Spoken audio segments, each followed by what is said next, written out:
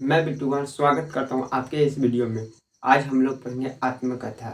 आत्मकथा पढ़ने से पहले आप लोग को जैसा कि पता ही है कि हम लोग ने पिछले वीडियो में राम लक्ष्मण परशुराम संवाद पढ़े थे। उम्मीद करते हैं कि आप लोग को समझ में आया होगा। ठीक है, अंत तक बने रहिएगा, सब समझ में आएगा। चलिए ज़्यादा टाइम ना लेके हम डायरेक्ट स्टार्ट करते हैं। ठीक, कविता से पढ़ने से पहले हम लोग कवि के बारे में कुछ जानते हैं। ठीक है, कवि का नाम है जयशंकर प्रसाद जी। ठीक, इनका जन्म 30 जनवरी 1889 में वाराणसी में हुआ था। ठीक, इनका जन्म 30 जनवरी 1889 में वाराणसी में बनारस में हुआ था। ठीक, इनका मृत्यु 15 नवंबर को 1937 में हुआ था। ठीक, जन्म 30 जनवरी 1889, मृत्यु 15 नवंबर 1937। ठीक, इनके प्रमुख काव्य कृतियाँ हैं चित्रधार, कानन, कुसुम, झरना, आंसू, लहर और कामयानी। ठीक, इनके नाटक है अजातशत्रु, चंद्रगुप्त, स्कंदगुप्त, ध्रुव, स्वामिनी। ठीक, उपन्यास है इनका जयशंकर प्रसाद जी का कंकाल, तितली और इरावती। ठीक, कहानी है इनका कुछ अपना सा इतना कहानी है आकाशदीप, आंधी और इंद्रजाल। इनके बारे में चलिए कुछ हो गया, हम लोग कविताएं जाने को पढ़ेंगे। ठीक है, कविताएं जाने से पहले एक बात बताइए, आप आत्मकथा का अर्थ होता है अपने बारे में, बायोग्राफी। ठीक, जो कोई होता है ना जो अपने बारे में लिखता है, जैसे एक फिल्म है 12th फेल। ठीक, तो उस पर बना हुआ ना IAS ऑफिसर कैसे बनता है। ठीक, तो उसी के बारे में है, जो अपने बारे में बताया कि सुख दुख बताया, कब कितना मेहनत किए, क्या क्या किए, तो कितना पढ़ाई किए मेहनत से, तो आज आके बने। उसी तरह आत्मकथा होता है, उसी तरह लिखा जाता है अपने बारे में। ठीक, चलिए हम लोग पढ़ते हैं क्या लिखे हैं कवि जी जयशंकर प्रसाद जी। मधुप गुन गुना कर कह जाता है, कौन कहानी यह अपनी, मुरझाकर गिर रही पत्तियां देखो कितनी आज घनी। कहने का अर्थ है मधुप मतलब मनरूपी भौरा। ठीक, इसका शब्दार्थ भी लिख देते हैं, ड्रॉप कर लेते, थोड़ा मिटा लेते, स्क्रीनशॉट ले लीजिएगा।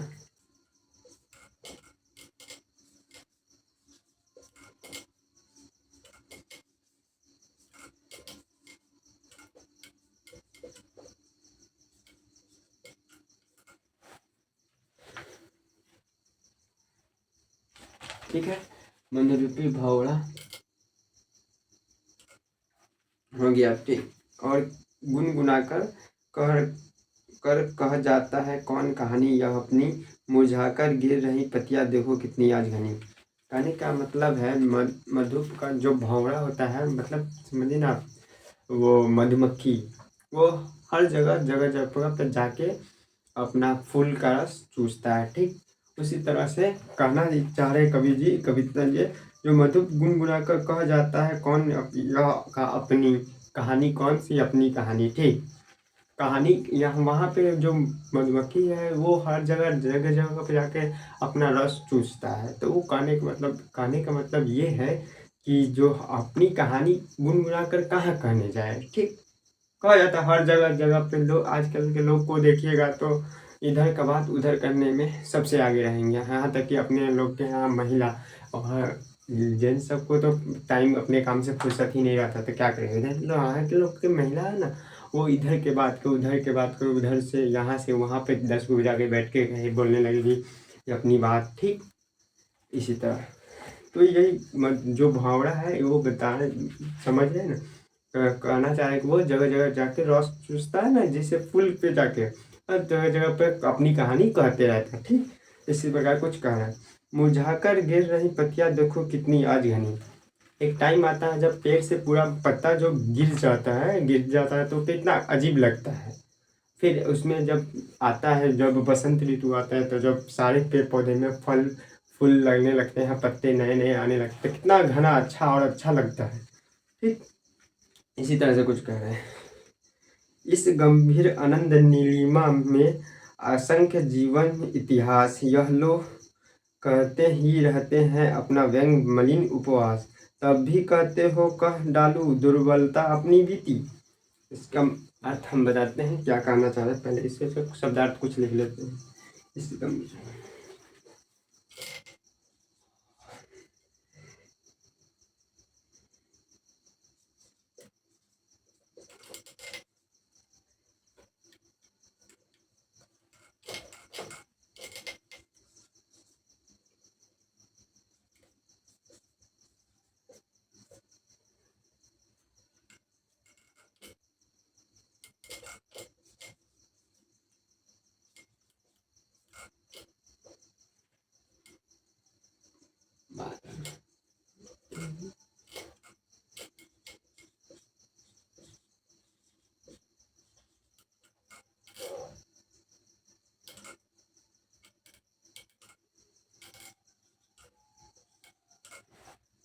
ठीक है, असंख्य मतलब बहुत अधिक। ठीक, यह लो, लो का अर्थ हो जाएगा लोग, और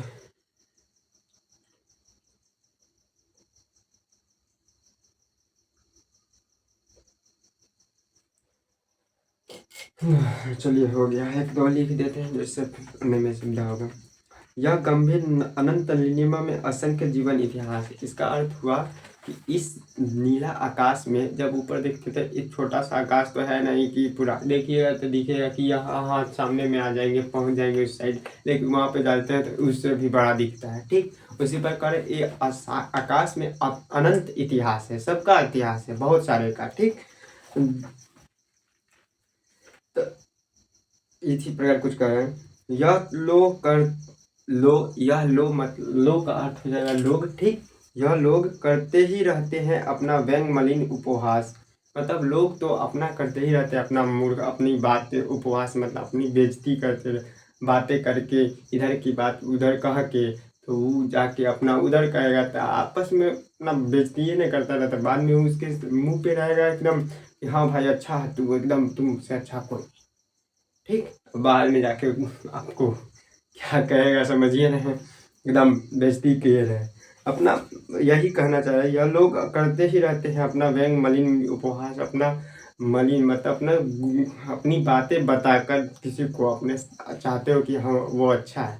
ठीक, और उसको जाके अपना मन की बात बता दी। आप क्या पता, आपको आपके सामने तो जी जी जी जी कहेगा, बाहर में आपको वही गड़ी आएगा।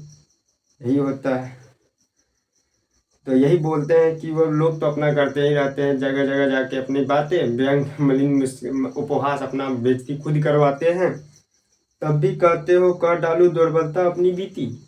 तो कभी कहते हैं, तब जो एक दोस्त है उन्हीं को बोल रहे हैं कि वो बोलने जाते हैं ना जब कि जो आ, कि ये कवि जयशंकर प्रसाद जी को कि आप भी अपना आत्मकथा अपने बारे में कुछ एक लिखिए जिससे कविता छपे, तो वही बताते हैं कि मैं क्यों लिखूं मैं कि अपना एक छोटी सी कविता, इसी यही बात बोलते हैं। ठीक, जो क्या क्या बोलते हैं वही वही बोलते हैं कि तुम सुन, तब भी कहते हो कि कह डालू दुर्बलता अपनी बीती, मतलब अपना कमजोरी, बीता हुआ कमजोरी। अब जब आत्मकथा में हर सुख दुख लिखना पड़ता है, कभी सुख भी लिखिएगा दुखी भी लिखिएगा, सब कुछ लिखना पड़ता है, तो वो बोलते हैं कि तुम भी कहते हो, यह सब देखते हुए, क्या सब देखते हो कि अपना देखते हैं कि लोग अपना बलिन वहाँ से अपना बेइज्जती खुद करता है, तब भी यह देख के भी तुम कहते हो कि मैं अपना थी ये लिख लूं, अपना कमजोरी खुद बता दूं, ये आत्मकथा में तुम सुनकर सुख पाओगे, देखोगे या गागर रीति, तुम सुनकर तुमको खुशी मिलेगा, यह देखोगे यह गागर रीति मतलब खाली घड़ा। ठीक, मेरा अपने कवि जो अपने बारे में बताता है कि मेरा जो जीवन है वो खाली घड़ा के समान। ठीक, तो इस खाली घड़ा में क्या तुम देख के सुख पाओगे, क्या सुन के ये सुख पाओगे कि ये खाली घड़ा में क्या सुनोगे। गागर,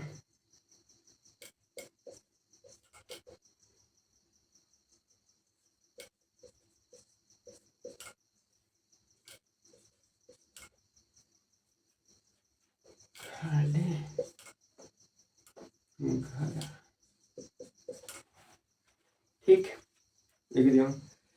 किंतु कहीं ऐसा न हो कि तुम भी खाली करने लग वाले, अपने को समझो मेरा रस ले अपनी भरने वाले। किंतु ऐसा कहीं ऐसा ना हो, वो कभी बोलते हैं जयशंकर प्रसाद जी, कि कहीं ऐसा ना हो कि तुम अपने आप को समझ लो कि समझते हो कि खाली करने वाले, मतलब घर को मेरे जीवन, मतलब जो मैं, वो अपने जीवन खाली घर के समान मान, तो बोलते तुम कहीं अपने आप को ही ना समझ लो कि तुम ही मेरा जीवन खाली कर रहे हो। ठीक, इसी प्रकार। हाँ, तो अपने को समझते हुए मेरा रस ले अपनी भरने वाले, मतलब मेरा रस, रस का हो जाएगा दुखी, मेरा दुख को सुनकर तुम अपने घड़ा में मतलब भरने वाले हो, यह सुनना चाहते हो। यह विडम्बना अरी सरलते तेरी हंसी उड़ाऊं मैं। यह कैसी विडम्बना, कैसी अथी है, विडम्बना है कि अरी सरलते तेरी हंसी उड़ाऊं, यह बात सुनकर भी हंसी उड़ाऊं, मैं हंसूं यह सुनकर।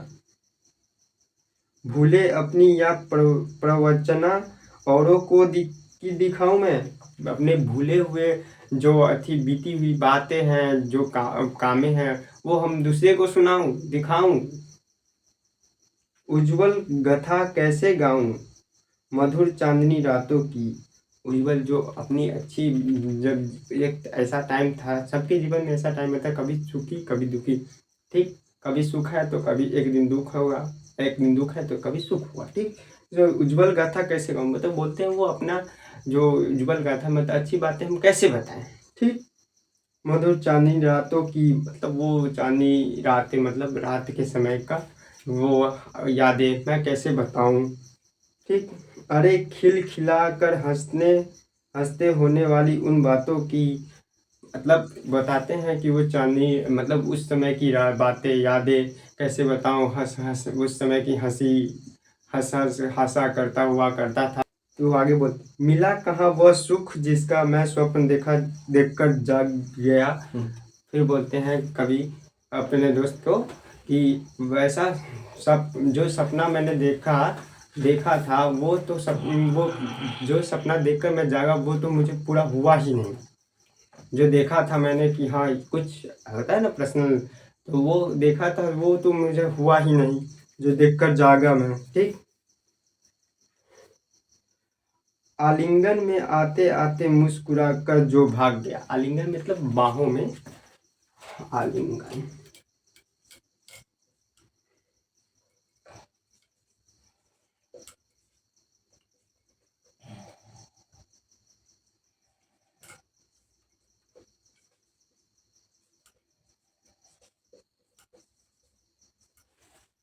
बाहों में बोलते हैं एक, अरे मिला कहाँ वह सुख जिसका मैं स्वप्न देखकर जागा गया, आलिंगन में आते आते मुस्कुरा कर जो भाग गया।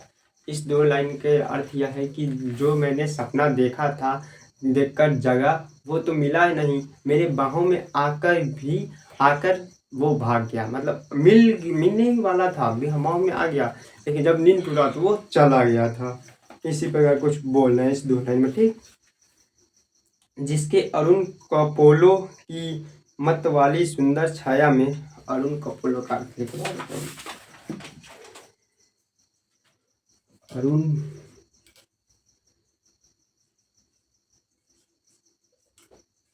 कपोलो,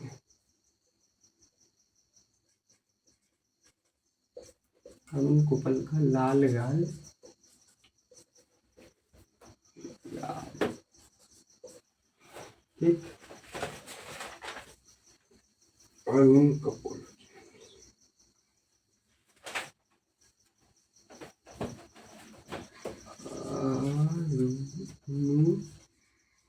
रागी।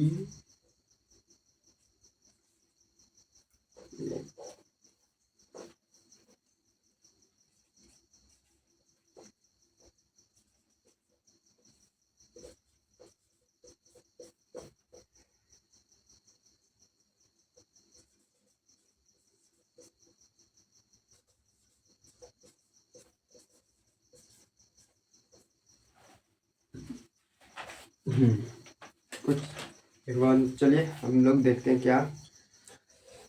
जिसके अरुण कपोलों की मतवाली सुंदर छाया में अनुरागी उषा लेती थी निज सुहाग मधुमाया में। इस दो लाइन का अर्थ है जिसके अरुण कपोलों की मतवाली सुंदर में, मतलब अरुण कपोलों का मतलब सुंदर गाल होता है। एक टाइम होता है जब सुबह का टाइम होता है, सुबह सुबह जब धूप निकल जाता है उस टाइम सूरज निकल जाता नहीं, सूरज निकलने से जो पहले जब जिस टाइम का पूरा आसमान में कहीं पे लाल लाल शहर जगह पे और कहीं पे काला बादल रहता है, उस टाइम के बात को मतलब उस टाइम की बात को ही बोल रहे हैं। ठीक, कि जिसके अरुण कपोलों की मतवाली सुंदर छाया, उसका जो छाया देखने योग्य रहता है उस टाइम का, उसी बात में बताए गए हैं। जिसके अरुण कपोलों की मतवाली सुंदर छाया में अनुरागी उषा लेती थी। उषा का अर्थ हो जाएगा प्रेम भरी भोर। ठीक, भोर सुबह के टाइम में नहीं होता है जब सूरज निकलने से पहले जो लाल लाल टाइप का रहता है, रेड रेड पूरा आसमान में और कहीं पे काला काला, तो उस भोर के उषा सुंदरता इतना सुंदर दृश्य है, देखिएगा कभी उठ के। ठीक, तो मज़ा आ जाता है। जिसके अरुण कपोलों की मतवाली सुंदर अनुरागी उषा लेती थी निज सुहाग मधुमय, मतलब वो मधुर बातें ही अलग था। ठीक, उसकी इमृति पाथे बनी है थके पथिक की पंथा की, सीवन को उधेर कर देखोगे क्यों मेरी कथा की। इस दो लाइन का अर्थ क्या बोलना चाह रहे हैं। उसकी स्मृति पाथे बनी है, मतलब जो इसकी स्मृति मतलब उसका जो बातें हैं स्मृति, जो वो पाथिक बने, मतलब पाथिक मतलब राजगीर राहगीर, जो राहगीर नहीं होता, पाथिक बनी है। ठीक, थके पथिक की पंथा की, थके पथिक की पंथा मतलब जो जो राहगीर होता है वो कहीं जाता है राहगीर, आप भी कहीं घूमने जाते हो तो आप रखते हो ना खाने के लिए सामान, फिर जो पहनने के लिए कुछ अपना पर्सनल एनर्जी के लिए खाने के लिए कुछ रखते हो ना, उसी तरह जिस तरह स्मृति पाथेन बनी है थके पथिक की पंथा की। थके पथिक भाई कोई थक जाएगा, जाओगे कहीं घूमने तो वहाँ पे कुछ खाओगे ना, तो पंथ खाने के लिए जो रखोगे तो उस एनर्जी को छोड़ सीवन को उमेर कर देंगे क्या मेरी कथा की। यह सुनकर तुम क्या उम्र दोगे अपनी कथा की। ठीक, उसी तरह मतलब जिस तरह राहगीर जो अपने कहीं जाता है तो वो अपने लिए भोजन ले जाता है, उसी तरह जो मेरी कथा है वो मुझे कभी जब मैं दुखी रहता हूँ तब मुझे वो सुख का पल याद करके मैं उस टाइम को सुखी में बदल देता हूँ। उसी तरह है मेरा क्या आत्मकथा। छोटे से जीवन की कैसी बड़ी कथाएं आज कहूँ, फिर कहते हैं कि कवि जयशंकर प्रसाद जी कि मेरा जीवन तो अभी छोटा है, इस छोटे से जीवन को कैसे बताऊं, कि इतना बड़ा कथा नहीं है मेरा आत्मकथा। मेरा जो अपनी पर्सनल लाइफ है वो इतनी बड़ी नहीं है कि मैं एक कथा में लिख दूँ। ठीक, क्या यह अच्छा नहीं कि औरों की सुनता हूँ मैं हूँ मौन रहूँ। क्या ये अच्छा बात नहीं है कि मैं दूसरे की बातें को सुनूं और खुद मुंह बंद कर मैं मौन शांत रहकर दूसरे की बात को सुनूं। ठीक, इसी पर सुनकर क्या तुम भला करोगे मेरी भोली आत्मकथा। वो फिर बोलते हैं अपने दोस्तों की सामने से, क्या सुनकर तुम भला करो, क्या सुनकर भला अच्छा हो करोगे मेरी भोली कथा सुनकर तुम अच्छा करोगे। अभी समय भी नहीं थकी सोई है मेरी मौन कथा, मतलब अभी तो समय भी नहीं हुआ है कि मेरी जो मौन कथा अभी जो पीड़ा वाला कथा है उसका अभी तो टाइम ही नहीं है। कुछ इसी प्रकार जयशंकर प्रसाद जी अपने आत्मकथा में लिखते हैं। ठीक, इस तरह कविता खत्म हुआ। हम थोड़ा सारांश में बता देते हैं पूरा सारांश में क्या कहना चाहे। जो आत्मकथा जहाँ समझ रहे हैं कि जो एक मिनट माइक देख लेते, ये सोचना में माइक बंद हो जाता है रहते रहते, बहुत दिक्कत होता है कभी कभी रहता है स्टार्ट हम मतलब खत्म हो गया। हाँ, तो कह रहे थे कि हाँ पूरा सारांश बता रहे थे। वो आत्मकथा जयशंकर प्रसाद जी के द्वारा कविता लिखा गया है। ठीक, तो वो कहना चाह रहे कि मैं अपने कथा क्यों बताऊं, लोग तो रहते ही हैं इधर उधर के बात में अपना अपना खुद का बेइज्जती करवाते रहते हैं, तो इसी प्रकार क्या चाहते हो कि हम भी अपना बेइज्जती करवाएं।